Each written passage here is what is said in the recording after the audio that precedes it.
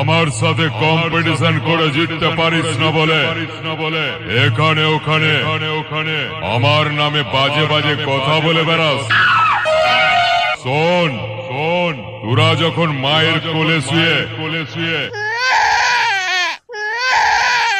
হাত পা চুড়ে খেলা করতিস তখন আমি আমার মাইকের সামনে গান বাজিয়ে তোর বাপকে নাচাতাম। তাই বলছি জেরক্স কাগজের মতো অন্য জনের কপি করা মাইক গুলোকে নিয়ে কম্পিটিশন করতে আসিস না, অকালে মরে যাবি। শুভ সাউন্ড। আমি এই এলাকার বাপ।